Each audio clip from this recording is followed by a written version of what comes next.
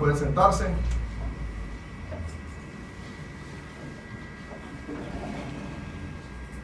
Si hay un pedazo de la Biblia, si viviéramos en un país donde la Biblia es prohibida, que los hay, y pudiéramos solamente, nos dieran la oportunidad de cortar un pedazo de escritura y tenerla entre nosotros, esta sería una de las que yo escogería.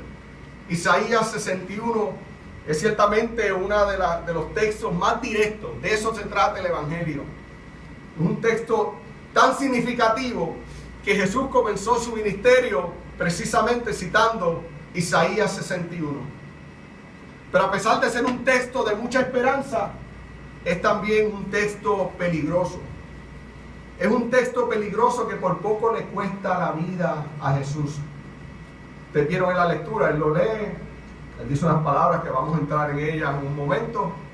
¿Y qué le pasa a Jesús? Por poco. ¿Por poco qué? Lo tiran por un barranco. La gente se enojó con lo que Jesús dijo y lo tenían ahí en el borde del risco. Y él caminó misteriosamente en medio de ellos. Yo cuando estuve en Israel me enseñaron el risco donde fue. Yo a veces pienso que la mitad de las cosas que dicen es para propósitos turísticos. Yo como que no veía el risco tan bueno. Pero esos son otros 20 pesos. Ciertamente este es un texto muy poderoso, es un texto muy significativo en la historia de Israel. Nosotros hablamos la semana pasada del suceso que fue traumático para Israel. Y cuando hablo de Israel, hablo de las dos tribus que quedaban, las tribus de Judá, Benjamín. Porque fue el momento del cautiverio babilónico. Ahí es que surge esta lectura de Isaías 61. Luego de 70 años en cautiverio, de 70 años de estar desterrado de su tierra, ¿verdad? De estar en un lugar inhóspito como esclavos de otra nación, se escucha la voz del profeta Isaías con una palabra de esperanza, con una palabra de restauración. En medio de ese dolor hay esperanza de liberación y de regreso a la tierra. Muchos piensan que lo que se refiere esta lectura es el año del jubileo. ¿Alguien sabe lo que es el año del jubileo? René tiene que saberlo, ¿no? El año del jubileo es el año donde cada 50 años todos volvían a la tierra,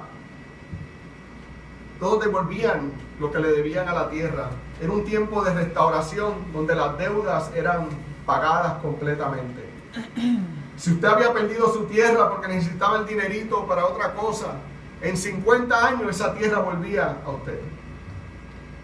Si los bancos aquí fueran así, ¿verdad? Qué bueno sería. Pero todo el mundo cogería los préstamos en el año 49 para que no se lo...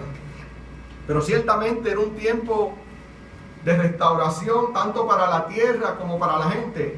Eso lo que hacía era que garantizaba que no hubiera esclavitud permanente. Si tú debías todo y tenías que servir a otra persona como esclavo, ¿verdad? Como sirviente, vamos a decirlo así, en ese tiempo pues tú volvías a tu posición original. En otros sitios pues tú seguías esclavo y tus hijos eran esclavos y seguía todo el mundo esclavo. Per secular seculorum, como dicen por ahí. Pero en el tiempo del jubileo era un año de mucha alegría porque era un año de restauración.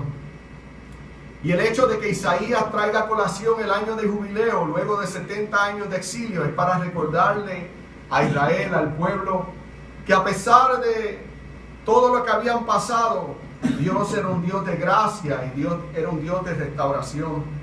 Y que la acción de Dios en medio del pueblo estaba para ellos y para regresarlos a su tierra.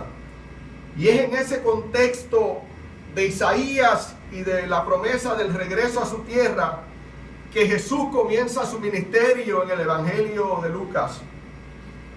Y Jesús abre y lee de Isaías estas palabras que leímos. Solamente mencionaré, ¿verdad? Un poco, unas cuantas. Dice: el Espíritu del Señor está sobre mí, Me ha ungido para proclamar buenas noticias a los pobres. Me ha enviado a proclamar libertad a los cautivos, a dar vista a los ciegos, a poner en libertad a los oprimidos y a proclamar el año de la buena voluntad del Señor, o el año del jubileo.